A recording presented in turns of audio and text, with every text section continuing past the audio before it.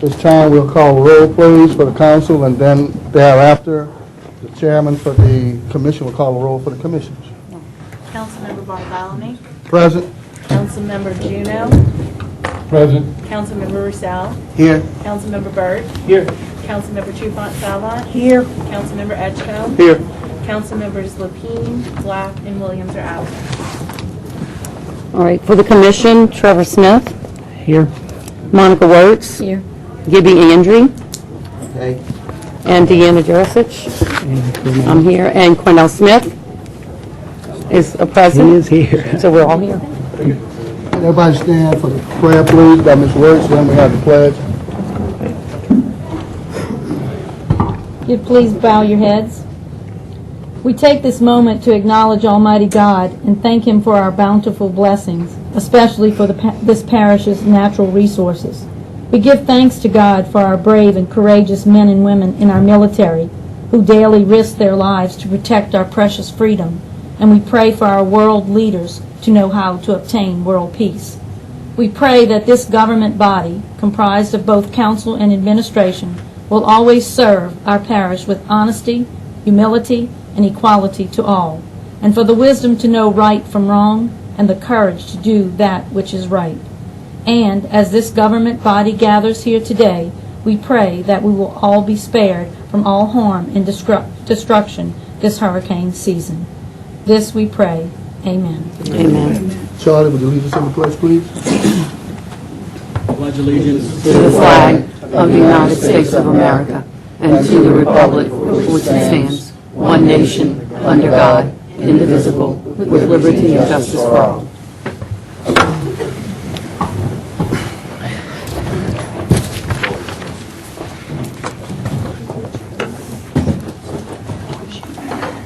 Bob?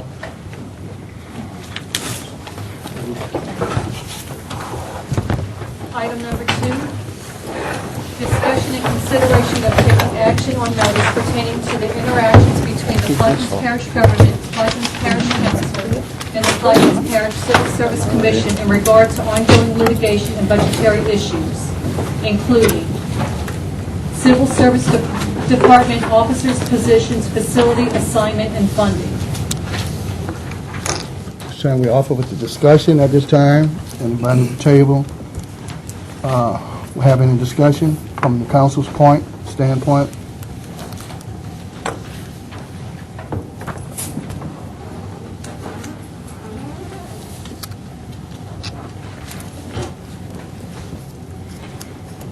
Okay, from the, Talking about on the facility?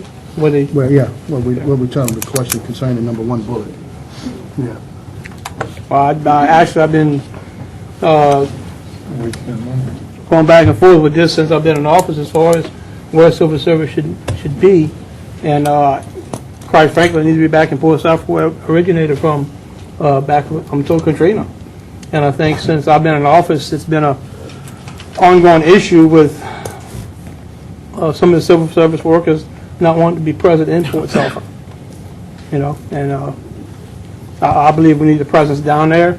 It's pretty much in my book the middle way of the parish as far as population, where people work at and live at. And I'm going to stand my ground on it 100% as long as I can. Anyone else from the table, council table, side of it? Commission side? No. Anybody want to say anything before? I mean, you know, Go ahead. we actually had an office, satellite office in Port Sulphur to service the people, you know, from the southern end of the parish.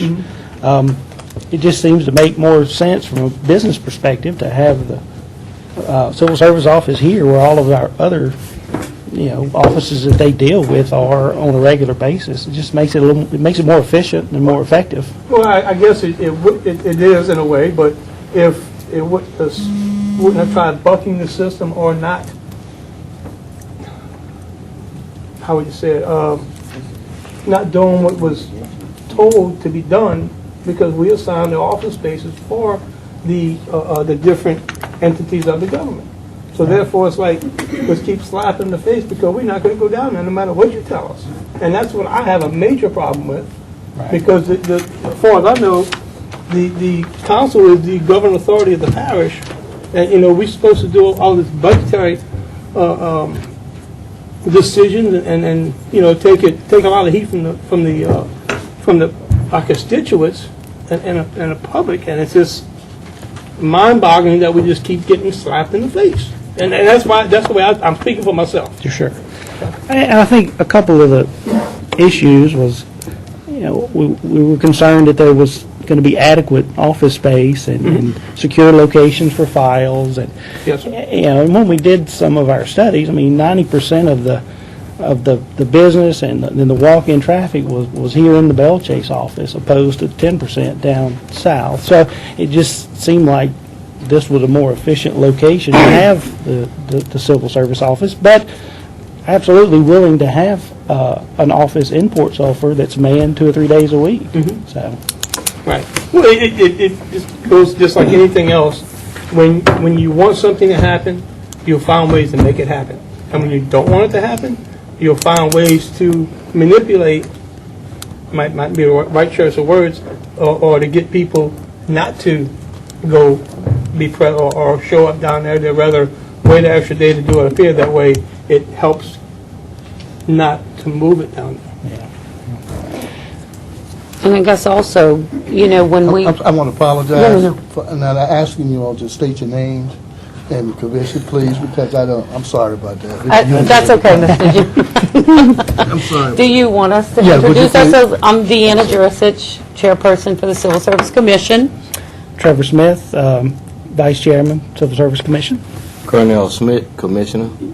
Monica Wertz, Commissioner. I'm Gibby Andre. I'm the newest commissioner. I'm Victor Pappy. I'm Special Counsel to the Civil Service Commission. Ellen Barrios, I'm Civil Service Director.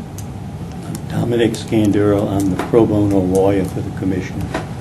Thank you so much. Go ahead. Oh, I'm sorry.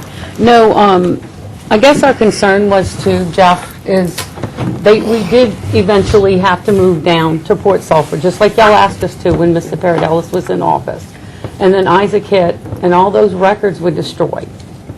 And they had to get outside people to come in and decontaminate the records because you have to keep records for so long.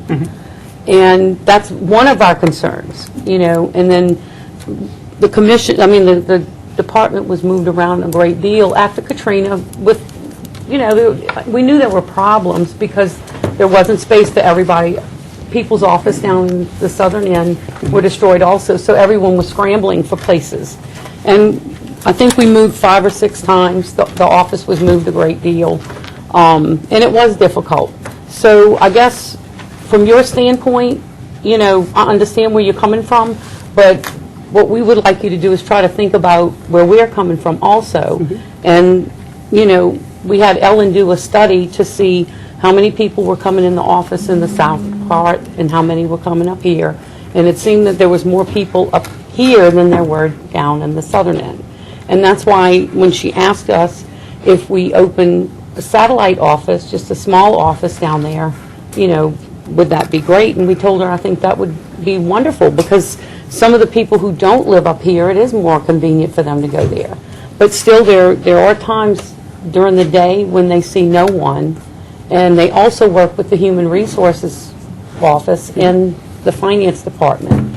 So it's better when they're closer in proximity, of course, but that's coming from our standpoint. Right. And I understand, y'all did order the department to move, and we've complied before, and, the disaster that we had, we would like y'all to consider thinking about those aspects of, what we went through. Getting back to the records that were destroyed or messed up, if from my appreciation of it was that the records were not filed in the file cabinets. They were still in boxes in the hallways, so therefore, it's kind of easy for them to get wet if they're not in the metal file cabinet.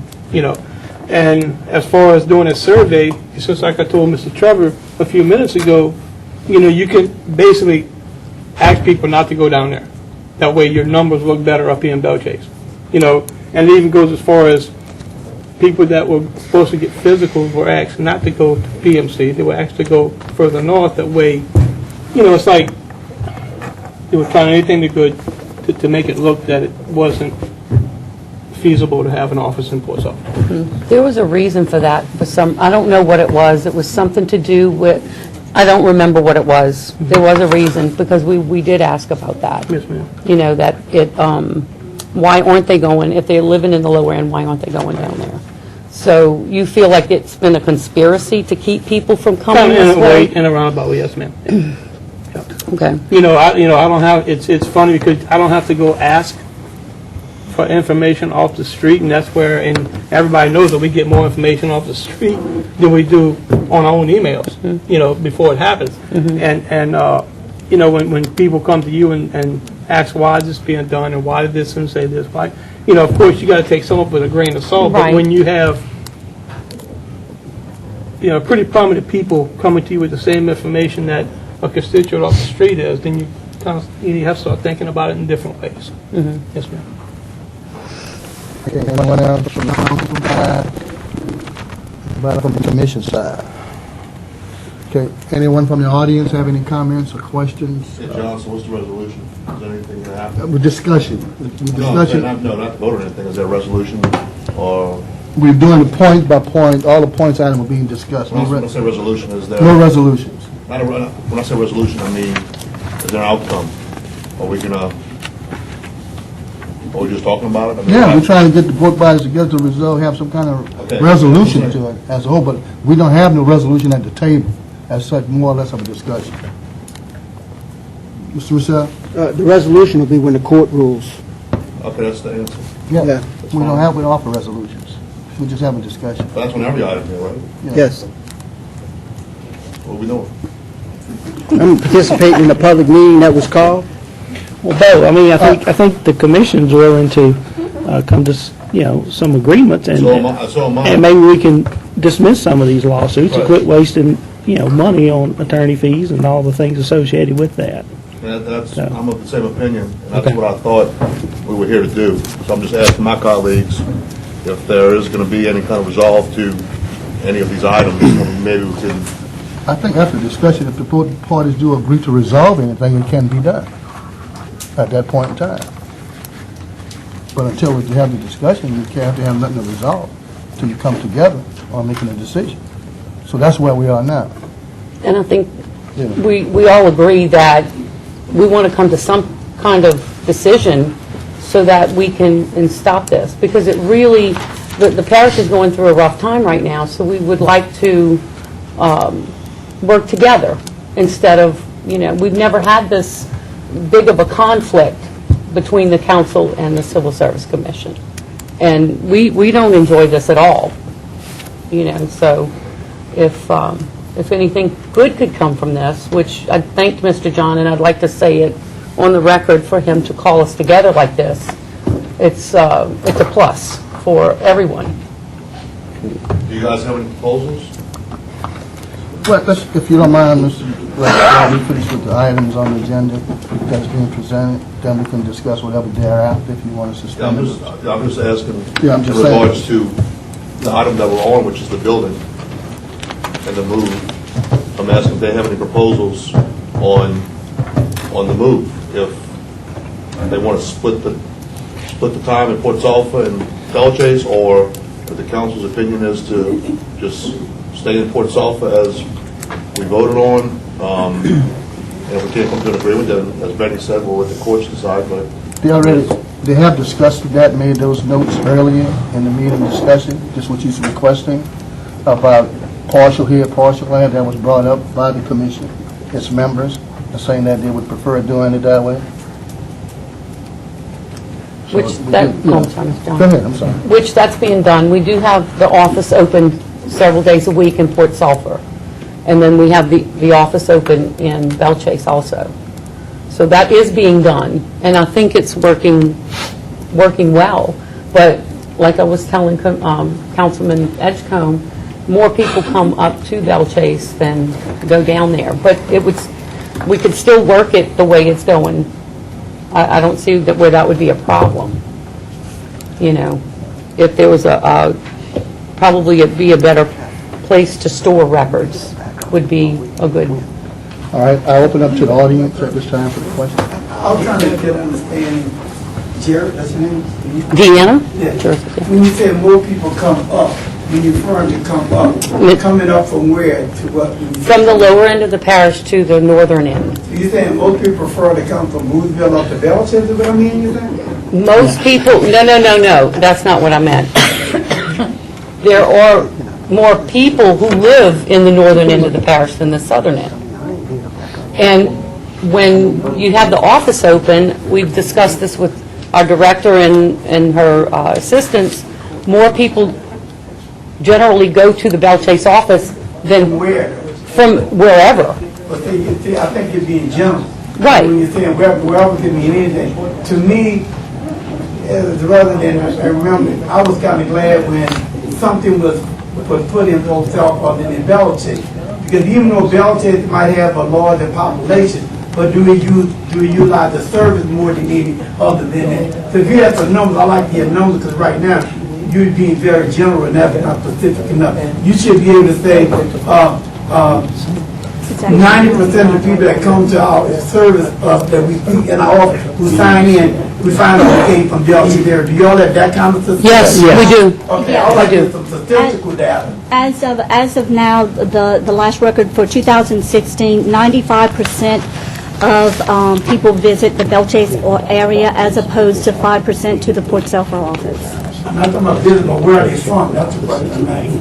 Well, it's just people who come for our services. It may be employees, it may be applicants.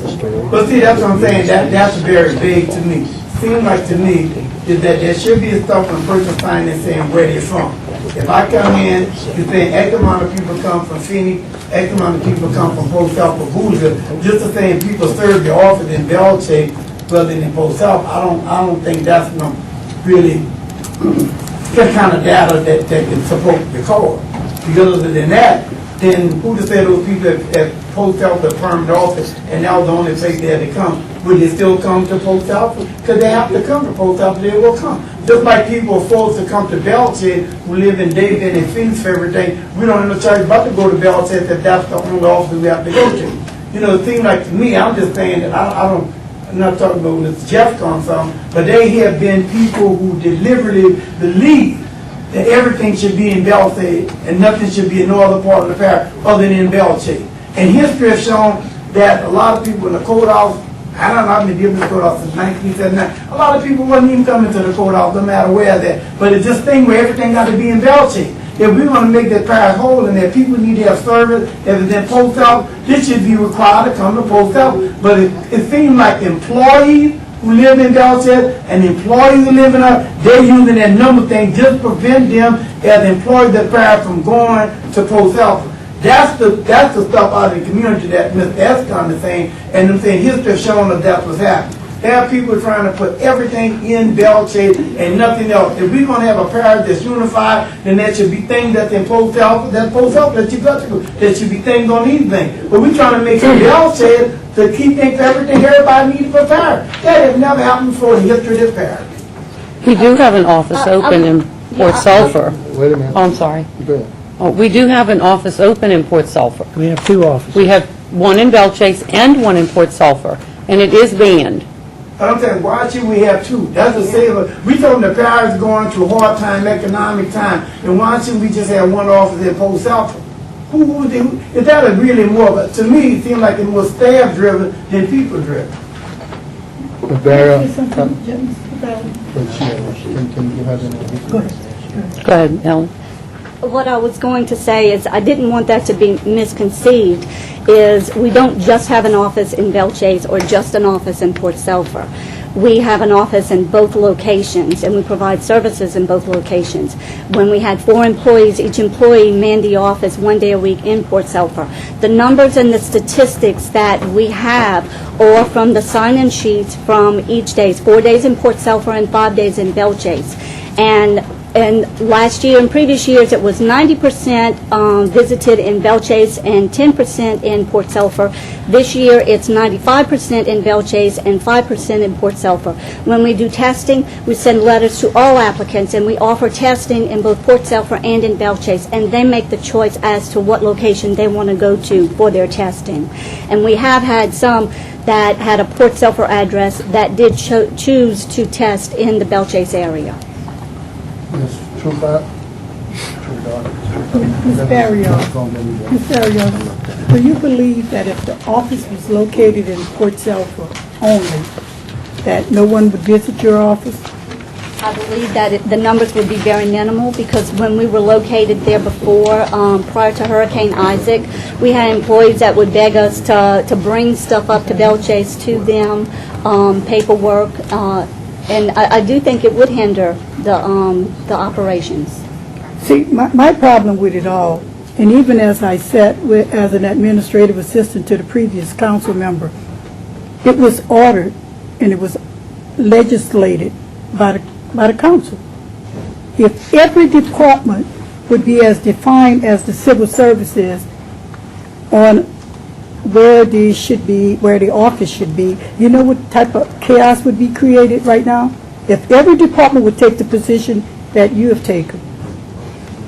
The council has the legal authority over buildings, and it direct where you're going to be housed.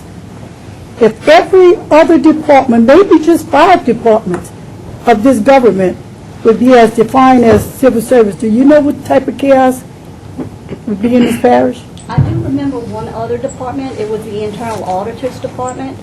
There was a resolution that was passed, or an ordinance that was passed, moving them from the Popage building into the council building back there, and I don't think they ever did move into that building. Mr. H. Actually, I have a question to the commission.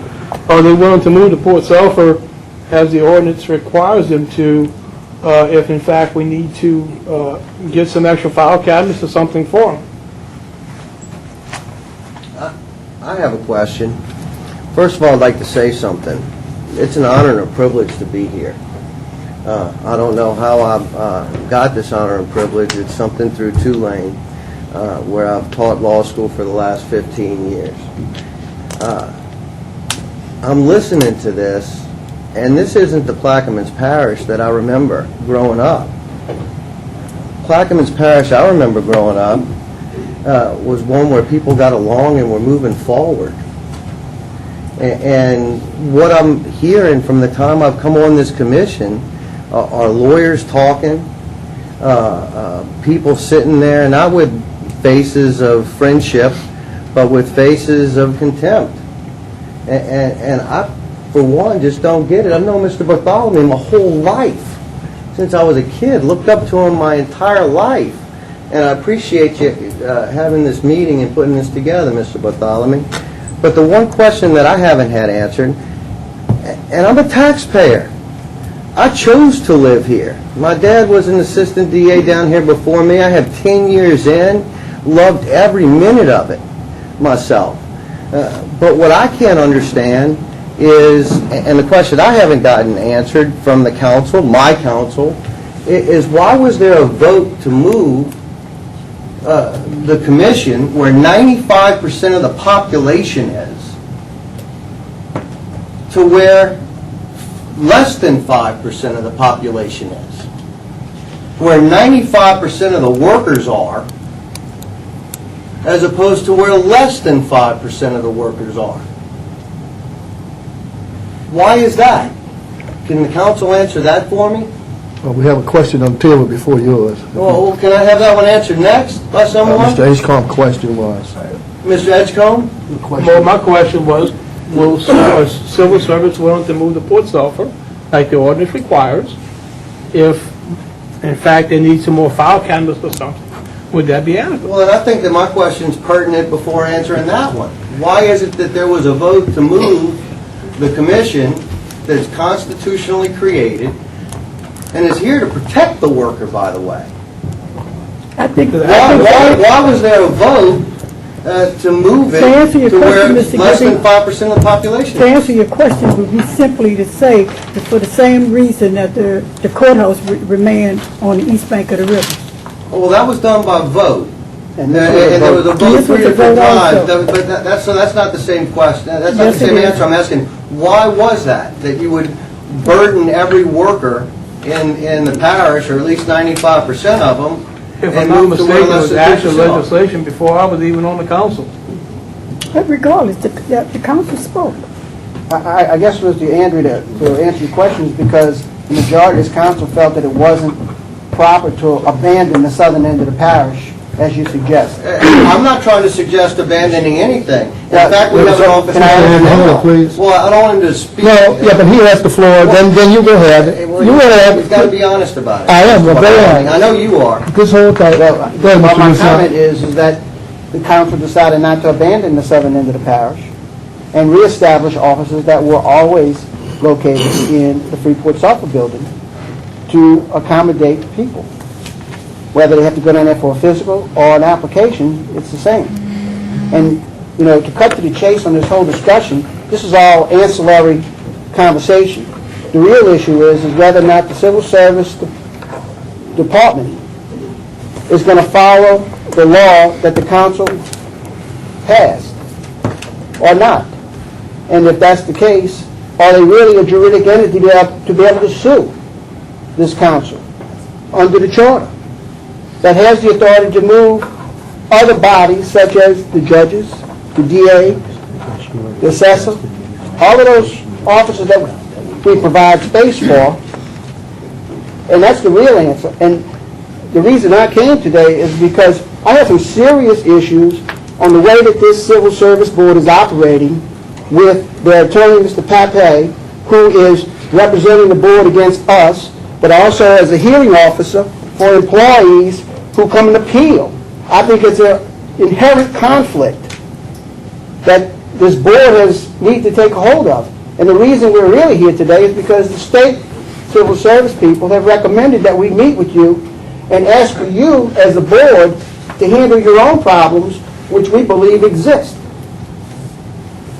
Now, without me getting into any more discussion and an argument, I'm past this position of let's all compromise and come together. I think we need some judicial remedy to decide the future of where we go, because if we compromise now, who's to say that there won't be another lawsuit next week that you file against us? I don't mind answering, but I can only answer generally because this all predates me. I'm talking about your information you want to discuss prior to. But I'll answer you, So, Mr. well, let me ask you Russo. this. Could we get the answer to the question that Mr. Edgecombe, he said no? From that's not- what I understand, the offer that's already been made is to designate the Port Sulphur office, the main office, with a satellite in Belle Chase for the workers, 95% of the workers. That would include a storage area, a public meeting area, and staff space. Well, what I would challenge you on the 95% of employee workers, do you believe that 95% of the workers live in Belle Chase that work for this parish? I know that's where 95% of the population lives. Yeah, but you said 95% of the workers. So is that 95% of the workers in this parish you say live in Belle Chase? That was the percentage of I know what it people was. that visited the office. With Mr. Andre on this issue. Because he said be truthful, I'm asking him to be truthful, and I'm asking you, do 95% of the workers that work for this parish live in Belle Chase? I don't know the specific numbers. I'm talking generally speaking. Okay, That's where generally 95% speaking. of the population is. Yes. I heard Mr. Andrew, I hear a lot of people saying, what happened to the parish?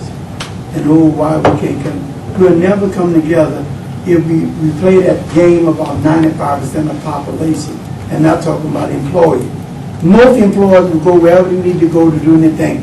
For years, those of us who live on these banks, in order to get medical care, we have to travel to charity hospitals. So often these people have to come. I think the real issue, Mr. Andrew, deep down, is folks still still want to maintain and bring everything to Belcher. Because if you're concerned about the parish and really genuine concern like it used to be, going to post office will never been the issue to you if you were in that state of mind where it used to be, as you claim in your mistake. 95% of the population are an employee. Forget this population stuff. 95% of the population, if you don't know it, let me let you know now, you not live in Belcher. In case you didn't know it, because obviously you make an argument you don't have to cite it. Let me ask you, where do 95% and where do the majority of the employees live? Give me the number on that. Can you give me the number where employees live?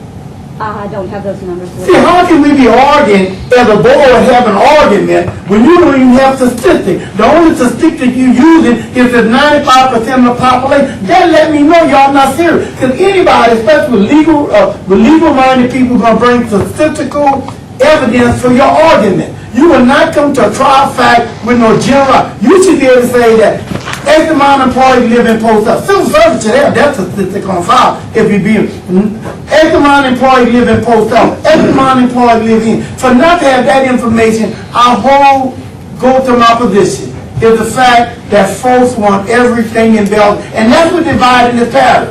This parish is divided because, and Sean Perez told me this many years, he said, I'm going to tell you what's going to happen. Belcher is going to control Plaquemine Parish one day, and it's happening now.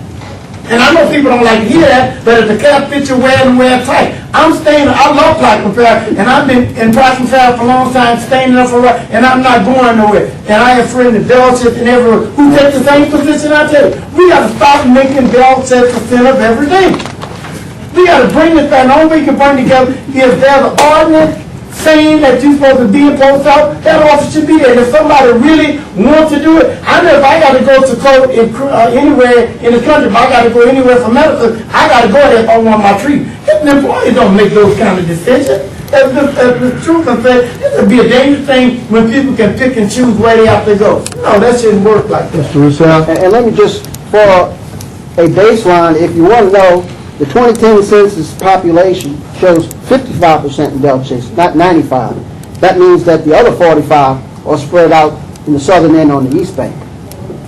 On the 2010 census, if you want to use a real statistic. Any more comments concerning bullet 1? If not, then read bullet 2, please. Civil Service Commission et al. Versus Plaquemine Parish Government et al. Docket number 62-464, Division A, 25th Judicial District Court, Parish of Plaquemine, State of Louisiana. Any discussion from the council side? None being specific generalities. Is that the office meeting? Commission side, any discussion? That's the first one. That's the first. Audience, any questions? All right. Can you just explain what it is? Yeah. I have no idea what you're talking about. That lawsuit, that is the first lawsuit that was filed by the commission against the council challenging the ordinance that provided that the single office for the commission, for the Civil Service Department, would be down in Port Sulphur. That lawsuit has actually already gone to trial and is under consideration by Judge Connor. We haven't got a ruling yet. Thank you. You want a question? Could we go to 3, please? Civil Service Commission et al. Versus Plaquemine Parish Government et al. Docket number 63-231, Division A, 25th Judicial District Court, Parish of Plaquemine, State of Louisiana. Yes. That is the most recent lawsuit that the commission filed against the council. It challenged the validity of an ordinance adopted by the council that defunded one of the 2 civil service administrator positions in the Department of Civil Service, which ultimately led to one of the employees having to be laid off. And the Civil Service Commission filed a lawsuit challenging the validity of that ordinance. That matter has not actually had any hearings in it just yet. Yeah. And I would caution, because of the issues that have surfaced recently in this case, that we be very limited on our discussion since we're going to litigate this issue. And I would think that that's the proper forum for this discussion on that issue will be in the court. Question. Yes. Russell, we just discussed something under consideration by the court for the past hour, giving the council's side of everything. I agree with you. I think it's inappropriate. But if we're going to discuss the item that y'all want to discuss, then let's discuss the items you don't want to hear about. And I would suggest to you that item's already been tried and we're waiting on a decision by the court, which makes a difference in my mind as compared to where we are headed with this case before the judge. And that's the difference that I see, just for your knowledge. I understand. I disagree, but I understand. I understand. Thank you. Any questions from the table? Council, commission side, any questions? Audience? Please bullet 4, please.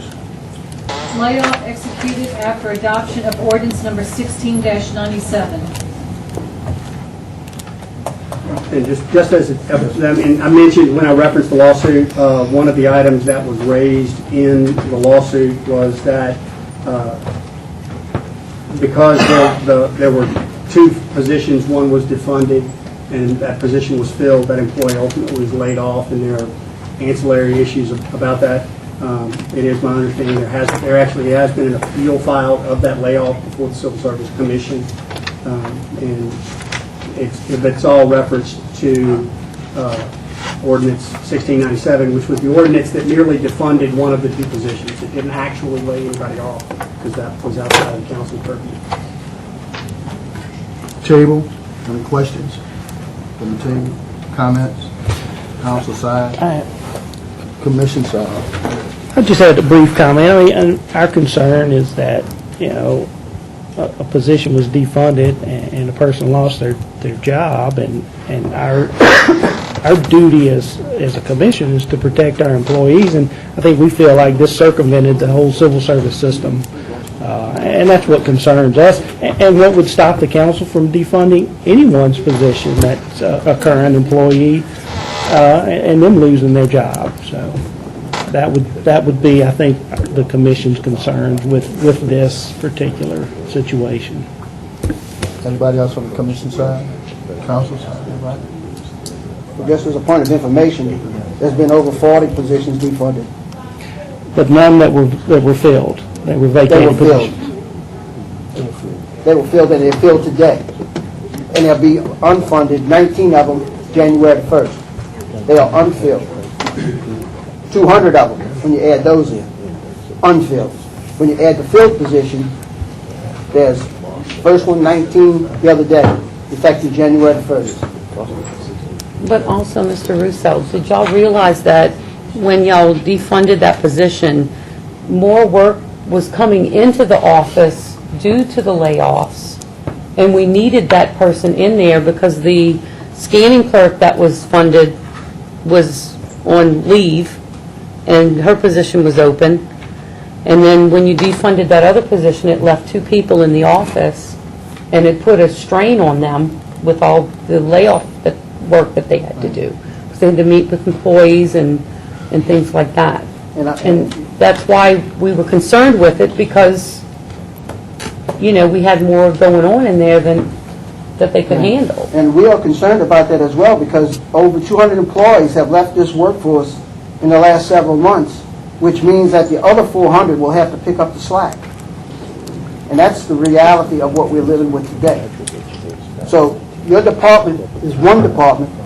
Our responsibility is the entire government under the council's administration to fund positions.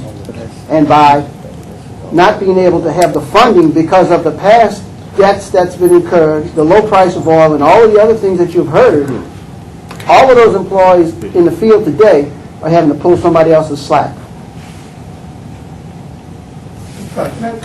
Yes.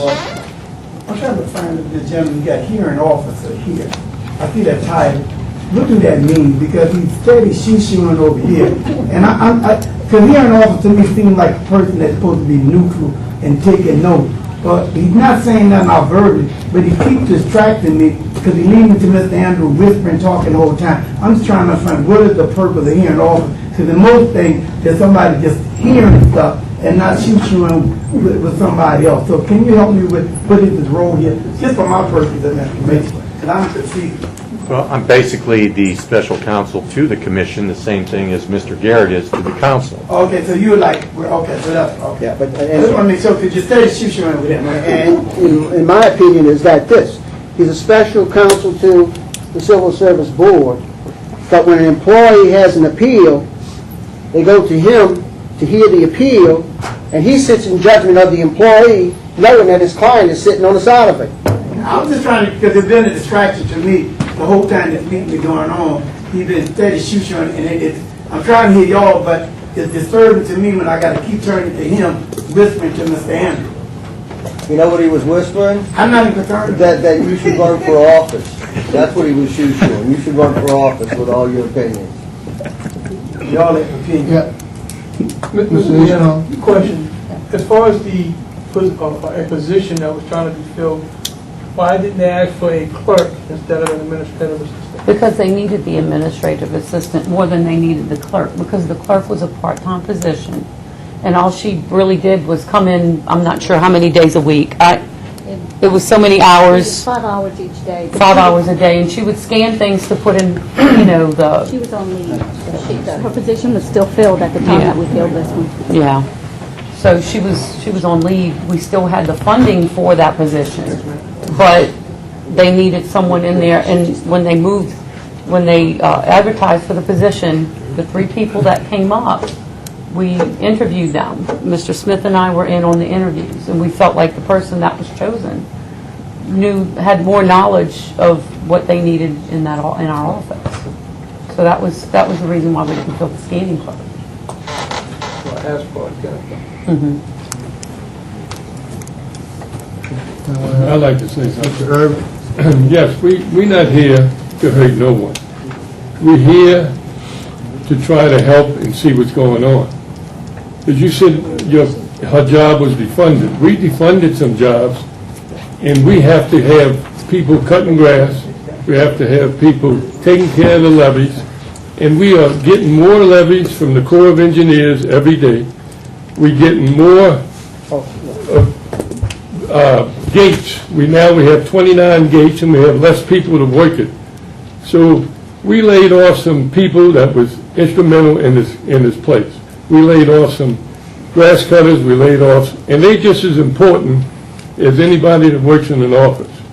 And as far as I'm concerned, we need the people that do the job every day that people see. And we have to put y'all together and try to work together. Everyone has to have a job, but y'all should work together and work it out easier than, if we lay somebody off, we hate to lay somebody off. I don't want to lay nobody off. It's Christmas time. But we had to do what we had to do.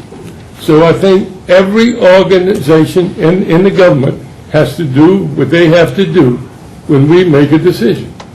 And we don't make a decision to hurt no one. We make a decision which is best for the government. Thank you. Any other comments? Yeah, Mr. Andrew, to answer your question, I think, I'm not certain, could be mistaken, but I thought the reason why the position was defunded is because some members of the council didn't agree with the hiring process, how that person was appointed to that position. I may be wrong, but... That was the reason we were given. That's what we were told. We were told that they didn't like the way that the person was hired. And when we asked, we found out the timeline was the same as with any employee. It's advertised, then the candidates they're tested and things like that. And then the top three people are interviewed to see which one would best fit that position. And that's what we did. And we sat in on the interviews since it was for the commission, for the Civil Service Department. Yeah, all the rules were followed, just like any other hire. Just an answer to the timeline from the time we received the resignation. It was a total of 71 days to fill the position, which was actually a little longer than some positions that are filled. The only concern, several, go ahead, who has a question? The thing is that since we were going through a crisis, funding crises, budgetary crises. I think that the commission, Ms. Ellen, should have made contact with Mr. Terrio, should let him know what the intentions were, and to give us an opportunity to explain what direction we are going in, rather than just going and do it. The commission is going and hire somebody, since we are responsible for providing the finances for each position that you have. And knowing that we have already laid off several hundreds of people from the council standpoint, from the government standpoint, and we're still cutting back. So I think there was a lack of communication or dialogue, trying to understanding of how important it is, and really to understand what is our mission here. And I think if we had could have gotten together with the administration, we could have found that out, and maybe we wouldn't have the problem we have now. But I understand what you're saying. With that, Mr. Bartholomew, I agree. I understand what you're saying, but And I appreciate trust it me, again. that's what we need to get. But I thought that there were budgetary hearings and meetings before all of that, and we still had funding for two positions. And so when we advertised, we advertised from within employees that were already employed with the parish. So we didn't go outside of the parish employees because we couldn't do that. So we went from within and moved some, had I don't know, people. but it's not the procedures as much as having the dialogue to understand where we're going and what we're doing. Yeah. To make sure we're all on the same page at the end of the day. Right. Because if that would have happened, we wouldn't be in this position now with that. Right. Trust me, we wouldn't be there. Yeah. But I guess, that's just my opinion. right. Of course, But I that's all it guess is. our concern was if we still had the funding for that position, we didn't think it would be a problem, because I think before that was all that was happening, people were already being laid off, or supervisors knew what positions would be eliminated. Does that make sense? Yeah, it makes sense what you're saying, but the idea we had a position that was funded and wound up getting laid off, being removed from the budget, even though the money was there. We had to go take it back, take it out. So that's the whole process that was involved. So being the way the government is and the way we operate and the crisis we're in, I think all the entities should have a dialogue with the president of the administration to say what's going on. And I guarantee you we can work in unison and together rather than being separate and trying to just dictate our own wishes. So that's just my opinion. Ms. Dyer? I do agree that there should have been some dialogue, but prior to this ordinance being introduced, no one ever came to me or the commission to ask us if there were positions that we could do without within our department. This was just done and approved and then put upon us in order to process. My scanning clerk was out on leave without pay since January, the beginning of January of that year. Therefore, there were no salaries being received out of that position for the entire year.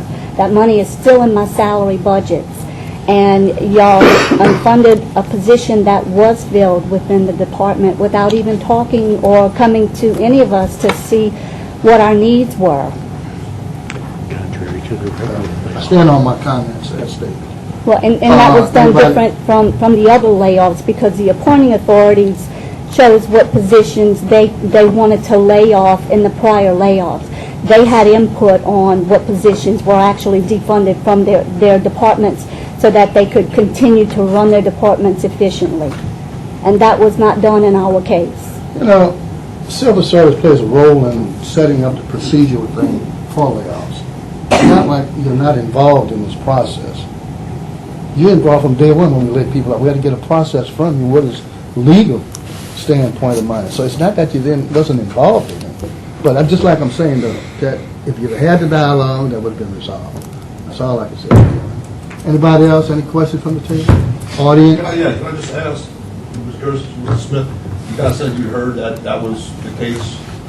Did you hear somebody from the council? Or? No, well, I went to the meeting, and that was the reason for it, The council meeting.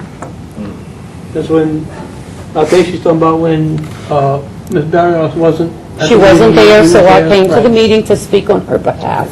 And, right, and asking you not to do this, and it was done anyway, because it was just defunded. It was passed, and that was... I'm asking the question, if violated the hiring freeze, and I think the hiring freeze was only in effect at the time for external hires.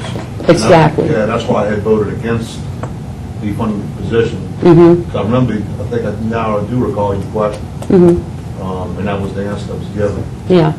Because we did have two positions. If the scanning clerk would have been defunded, it would have made it a lot easier on us. Yeah, right, nobody was in it. Right.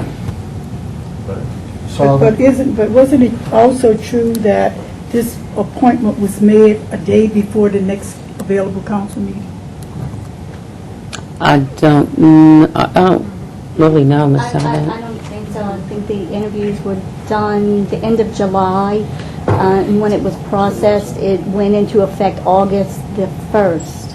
I don't have the was the information actual right before me, transfer. but I'm almost absolutely sure that you made everything, you made all of the entire process happen the day before the council meeting, the next council meeting. I mean, it was 71 days that the position was vacant. Right. Y'all didn't have a council meeting for 71 days? And the employee came from administration, so we did have to have the authority, the signature approving from Mr. Terrio to authorize the transfer of this employee from the finance department over to our department before we were able to call her in to do any kind of pre-employment processing. Did Mr. Terrio sign it? Yes. Do you consider that dialogue that Mr. Bartholomew's talking about? I mean, is that considered dialogue? You discussed it with the administration? Once the selection was made, our rules, if you have an employee from one appointing authority to another appointing authority, you have to have the authorization from both appointing authorities before an employee can be As the moved. appointing authority, Mr. Terrio, and you submitted a letter to him, he signed it and approved it. Yes. Obviously, there was some dialogue then about the transfer. He was aware that the person was being transferred to our department. And only then, after we obtained his signature, did we call the person in. I called for the finance manager, and he did not return our calls. We called the employee to come in, and we sent for pre-employment paperwork and for physical. The person was not transferred until the beginning of the following pay period, which was August the 1st. So there was quite a time period with all of this taking place. And I don't think that Mr. Bartholomew is disagreeing with anything that you brought up, Councilman Black. I think that what he's suggesting is if he'd just been given a heads up so that he could understand, or I guess some of the other council members could understand what was going on, we might not be here. I mean, that's fair. Anybody else? I still stand on what I said. I think we can agree that this civil service situation, like much of the parish, is broken. And we need to think about what we're going to do moving forward. And I've sat through hearings.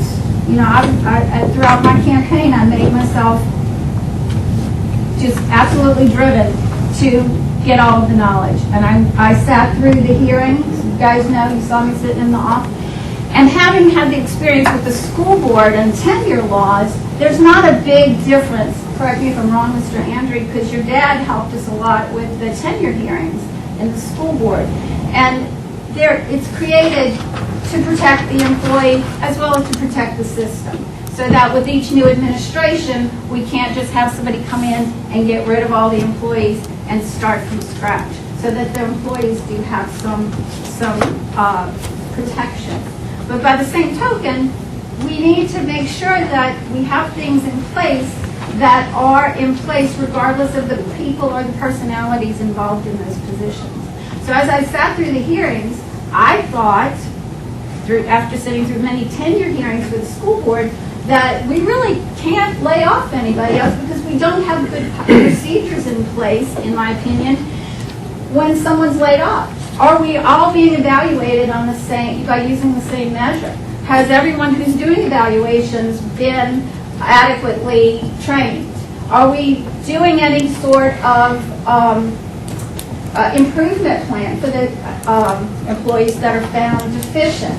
Are we putting them on a plan and are we doing that? And on Ms. Wirtz, when we started doing those years ago with the school, we had teachers sitting in jobs and some sleeping in the classrooms. And we said, oh, we can't get rid of them because they have tenure. And we decided, no, we can't just walk in and fire somebody, but we can make sure that people do their job and that we follow our procedures. So we got real clear, we being the school system, about what the policies and procedures were and what the expectations were. And then we had the tenure hearings, and they went very well because we had all of our I's dotted and T's crossed, and each of our employees knew exactly what they needed to do to keep their jobs. And it wasn't anything directed at one person, and it wasn't very personal. A lot of what I'm hearing, not just here, but there's personal stuff going on, and we all have been through a lot. And I think what I'd like to see is how do we do this moving forward? How do we make sure that we're not doing this again in 6 months or a year? Or when all of these layoffs that we're talking about through the budget crisis, when those layoffs trickle down to real people losing real jobs, how are we going to keep that from being months and months of tenure hearings that result in people getting their jobs back and costing the parish more because now we have to pay them back salary plus. So how are we going to fix it? I suggest we bring that to the council table, since it's a different agenda, what we're discussing today. Because this is, the intent here today is to bring everything up of awareness and understand how important these issues are and where we stand. And if the commission is willing to compromise or make the decision what is law, are they willing to give in to that, or are they willing to pursue their issues? And if they do that, that means we're going to have to expend more money in the court system at the council expense. And to me, it's somewhere along the line we have to understand what the law is and appreciate the law as it is. And if we're in violation, we need to be told that we're in violation. And we need to do it in the manner, if we are, we need to apologize to all those people who we screwed around and took their jobs from, if that's the case. But according to the policy, I think we're intact, we're in place, we're in order. But again, the discussion today, hopefully each body will go back and have a dialogue and come back and with some suggestions of remedy to resolve the issues that is plaguing these bodies. And mainly, the bodies are Plaquemine Parish government. The parish government itself, Plaquemine Parish itself. Because you have two entities that pulling away, and who suffers? The people of Plaquemine. Exactly. All right. So that's what this thing is all about. Now, at this point, if there is no more discussion, come something else. No, the issues, I would just like to add that if we were being fair, Ms. Brandon, there would be a line standing there of all of the folks that we laid off that would be legally bonded through the Civil Service Commission with their on the taxpayers' dollars. But as you can see, there's only one individual that's here. So that's my whole issue. Was the process fair? Okay. And that's what I'm trying to get down to, fairness. Right. No, I agree. Okay, well, at this time, I would like to call a roll call vote on whether or not to go into executive session. If you vote yes, we'll come back and read the items as listed under executive session. If no, then we won't have. The question is, somebody would have to make a motion to go into executive session. All right. That's unanimous? From each one of us. Yeah.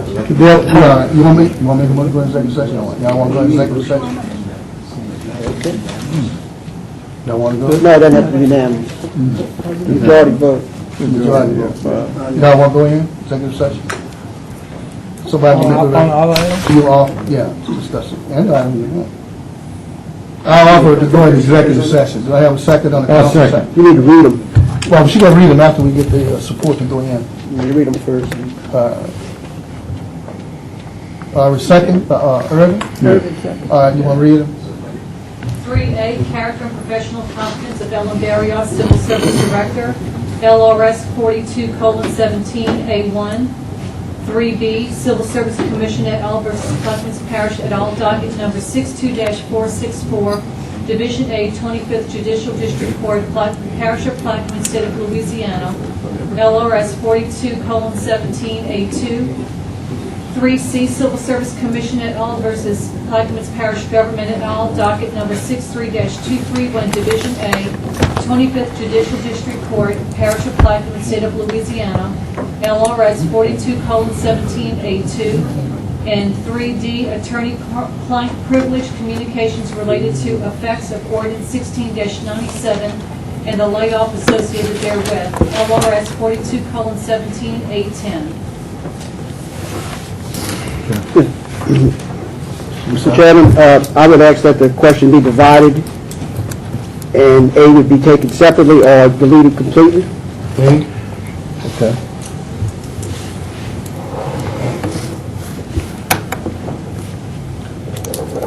All right, yes, Where is executive session going to be held? right next to the cafeteria and kitchen. Okay, voting on A to not to go into executive session. All right, What do you want, A, not to go in? not to be discussed in executive session. All right, the request I of, think, actually, you would have a motion on the first three, on B, C, and D, and then you would Yeah. have a separate motion on A. yeah, all right. If somebody wanted to make a separate motion on A. So what's that, you'll make a motion on any? No, I'll make the motion on 3B, C, and D. All right, So you have a substitute motion to go into executive session only on items B, C, and D. all right. There's a second? I'll second. Second one. Any questions from the table? Question call. Councilmember Bartholomew? Yes. Councilmember Black? No.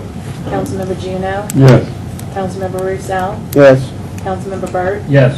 Councilmember Trufant Salvant? Yes. And Councilmember Edgecombe? Yes, ma'am. Yeah. All right. Do we have a motion? Yeah, good. Do we have a motion to go in executive session with the commission, with the council? B, C, and D only. B, C, and D only, not A. I'll make a motion to go into executive session to discuss items B, C, and D on the agenda. I second. All those in favor? Aye. Okay. Now, You go in executive session together because you're able to get against each oh, other. no, but they're gonna go in and do this thing, and we're gonna go sit down. So y'all can go right here? In back? Yeah, Okay. and we'll go in the kitchen. Okay. It's all right? That's fine. We can't discuss it together? Mr. Chairman, I have a motion to go into He said we executive can't. session on item A. Why not? But what? I have a motion to go into Okay, executive. Mr. Black offer a motion A to go in executive session. I have a second from the council. Is there a second? Is there a second? Is there a second? It dies for the lack of second. We'll report to executive session. You're going, the council will have cafeteria next door, and And you're we'll go going in. to just... Talking back to order, I came out of the executive session on the council side with no action taken. Same, same thing. All right, being that, there a motion to adjourn? So moved. Moved by Mr. Roussel on the council, second by Mr. Edgecombe. Call the roll, please. Councilmember Bartholomew? Yes. Councilmember Black? Yes. Councilmember Juneau? Yes. Councilmember Roussel? Yes. Councilmember Burt? Yes. Councilmember Trufant Salvant? Yes. And Councilmember Edgecombe? Yes, ma'am. All right. Do we have a motion to adjourn the meeting? I second. Before that, Oh, okay. I'd like to say, first of all, I grew up with a dad that was an assistant DA and represented the school board starting in 1968 in St. Bernard and Plaquemines Parish. And then I had the good fortune between 99 and 2009 to be an assistant DA here and represent the school board as well as an assistant DA. This is the first time in my entire life that I've appeared before the council. And I wish it were under better circumstances. And I look forward to working with y'all to solve any problems that may exist between the two boards, of course, by following the law. And thank you for the honor of being here with you. Was that a motion to adjourn? All right. We have a motion to adjourn. All right, second. All those in favor? Aye. The meeting between the commission and council, civil service.